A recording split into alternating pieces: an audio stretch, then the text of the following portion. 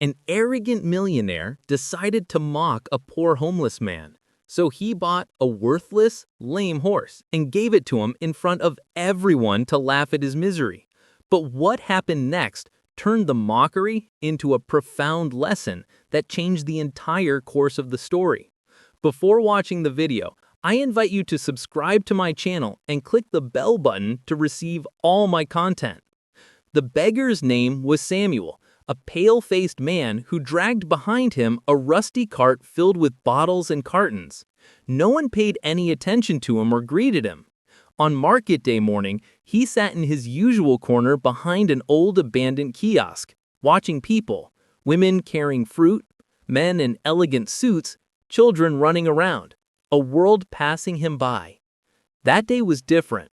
The town square was filled with luxury cars, flags, and loudspeakers. It was the annual horse auction, where the wealthy showed off their power by buying thoroughbred horses. Samuel knew horses well, having worked with them in the past, but his loneliness and poverty had turned him into a mere ghost on the margins of life.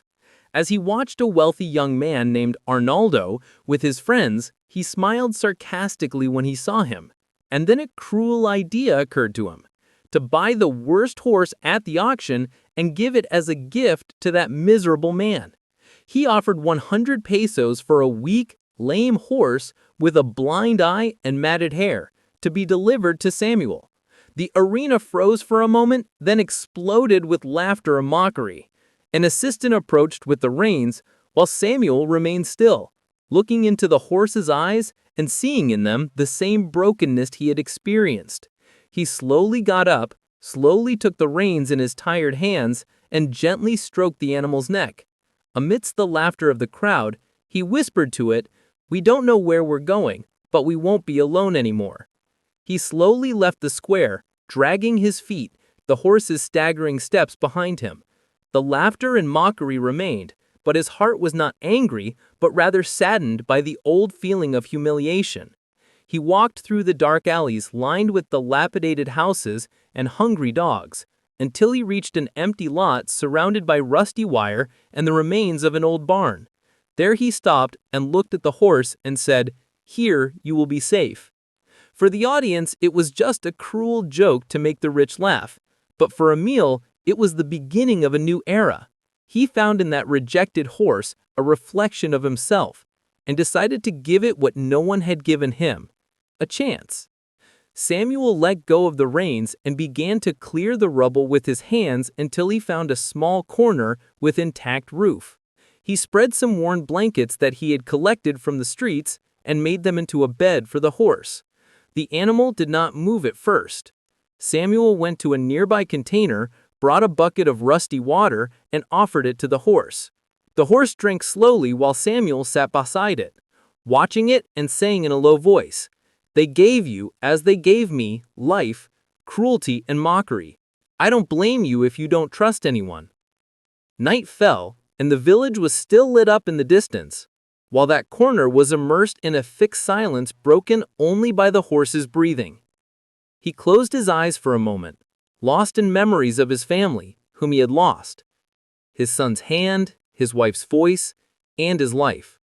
He suddenly awoke when he felt a gentle touch on his leg. The horse was approaching him, shyly, touching him with its muzzle as if asking him to raise his hand and place it on its neck. He felt the roughness of its hair, but under it, its warmth had not yet died. He whispered, "You will be called Fossil, because everyone thinks you are finished, but you will prove them wrong." The animal stood beside him and calmly, and there was a silent agreement between them. For the first time in years, he felt companionship. He didn't need words or human embraces. Just the horse's presence was a deep consolation that night. He didn't dream of his past, but of a horse running free, running alongside him. At dawn, he woke up with a stiff back, but he didn't complain. He found Fossil stretched out on top of the blankets, sleeping peacefully. For the first time in a long time, Samuel felt that he was not alone. He took out of his bag some wilted carrots, some stale bread, and a little oatmeal mixed with water. It wasn't much, but it was all he had. The horse ate slowly while Samuel watched over him like a guard over a weak flame in a storm. After eating, he began to clean the animal's legs with his worn-out rag. He noticed swelling and old wounds and cracked hooves. The smell was strong, but he didn't back down. He had lived a lifetime with horses and knew that behind the exhausted body was a spirit that had not yet given up. Hours passed as he repeated the routine of cleaning and resting. At first, Fossil trembled at every touch, but something calm and steadied his breathing. At noon, Samuel decided to take him out for a short walk. The animal hesitated and his legs trembled, but the man did not force him. He took a few steps, then stopped, waited patiently, then moved forward again. With time, Fossil followed him. They walked a few meters across an empty side street. All he could hear was the sound of nervous hooves and the tight rope. After a few steps, the horse stopped, exhausted. Samuel approached, exhausted. It didn't matter how far they went as long as they kept going. Some neighbors watched from their windows, content to observe, then drew their curtains. Children laughed mockingly at the horse, weak from its crazy owner, but Samuel didn't care.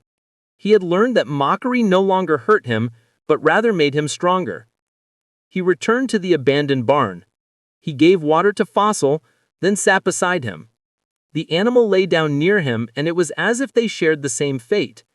Samuel said in a low voice, "When a person is despised, all that remains is to prove his worth." Before going to sleep that night, he lit a small candle he had been saving for months. It wasn't a ritual or a habit, but a symbol of a new beginning. The wind blew out the flame, but it did not go out. Just like Fossil, just like Samuel himself.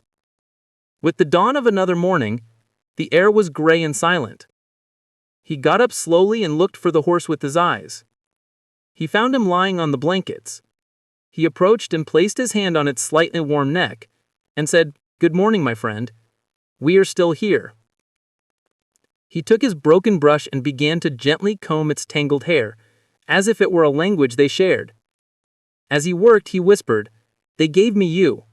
One day I was a worthless burden, but we will prove them wrong."